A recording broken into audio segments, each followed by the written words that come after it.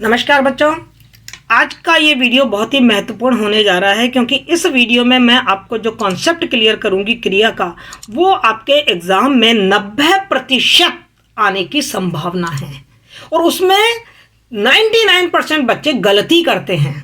उनको समझ नहीं आता कि वास्तव में इसका सही उत्तर क्या है। आज मैं आपकी वो सारे कन्फ्यूज़न दूर कर दूंगी। आज मैं आपको बताने जा रही हूँ अकर्मक और सकर्मक क्रिया में क्या अंतर है। डिटेल से इसमें प्रश्न भी आता है, छोटे छोटे प्रश्न भी आते हैं और आपसे वो छोटे प्रश्न के कॉन्सेप्ट भी क्लियर हो जाएंगे। तो अकर्मक तथा सकर्मक क्रिया में अंतर समझने के लिए सबसे पहले हमें क्या करना होता है कि जो क्रिया है उस क्रिया पर क्या प्रश्न करके देखना चाहिए, क्या है ना। जैसे मैं पढ़ा रही हूँ, क्या पढ़ा रही हूँ, यदि उत्तर आता है निर्जीव संज्ञा के रूप में तो ये सकर्मक क्रिया है, ठीक है।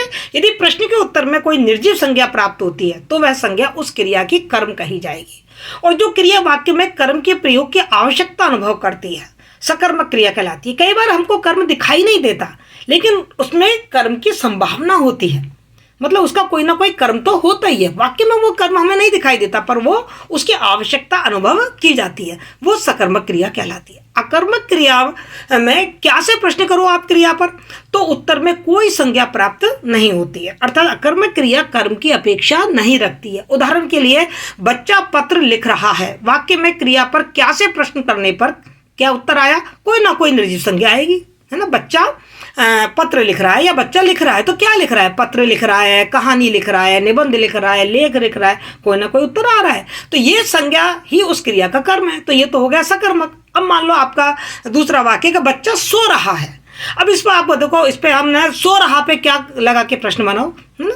बच्चा क्या क्या सो रहा है, कोई उत्तर नहीं आएगा, आएगा कोई उत्तर नहीं आएगा। जैसे प्रश्न में कोई उत्तर की संभावना ही नहीं बनती, अतः सोना जो क्रिया है वो कर्म की अपेक्षा नहीं रखती और ये अकर्मक क्रिया है। तो वाक्य में प्रयुक्त जब जो क्रिया है उस पर हम क्या और किसको भी लगा हुआ, यदि किसको आता है तो भी वो सकर्मक क्रिया है ना। जैसे मैंने मोहन को पुस्तक दी तो मैंने किसको पुस्तक दी, मोहन को पुस्तक दी, तो मोहन यहाँ क्या हो गया, कर्म हो गया। ध्यान रखना मोहन यहाँ पे गौण कर्म है और ये सजीव संख्या है। जब किसको हम शब्द लगा के प्रश्न करते हैं तो जो उत्तर आता है वो सजीव संज्ञा आता है और तो वो गौण कर्म कहलाता है। इतनी बात आपको क्लियर हो गई।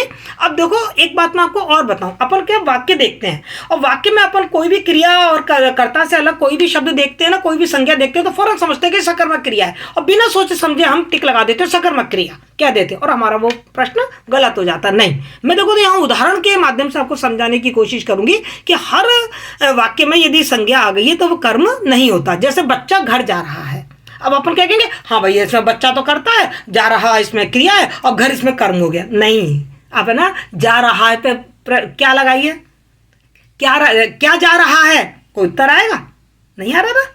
क्या उत्तर घर आया, नहीं आया ना, तो फिर ये सकर्मक कहाँ हुई, ये तो अकर्मक हो गई।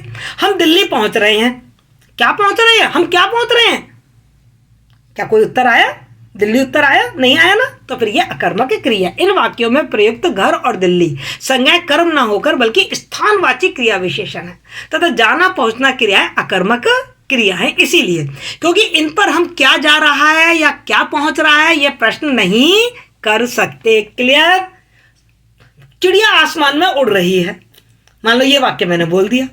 अब आप कहेंगे चिड़िया तो कर्ता हो गई, उड़ रही है क्रिया हो गई, अब आसमान कर्म हो गया। नहीं, आप लगाइए, है ना, क्या उड़ रही है, चिड़िया आसमान में उड़ रही है, क्या, तो उसका आसमान आंसर नहीं आया ना, नहीं आया ना, तो फिर हम इसको अकर्मक क्रिया ही मानेंगे। तो बस एक सीधा साधा सा फंडा है कि जो क्रिया है उस पर आप क्या या किसको ये प्रश्न लगा दीजिए। यदि आपका उत्तर आ रहा है जिसमें कोई संज्ञा आ रही है, उत्तर में निर्जीव आ रही है तो वो मुख्य कर्म है और यदि सजीव आ रही है तो वो गौण कर्म है और वो सकर्मक क्रिया कहलाएगी। और यदि कोई उत्तर नहीं आ रहा है तो फिर वो क्या है, अकर्मक क्रिया है। क्लियर।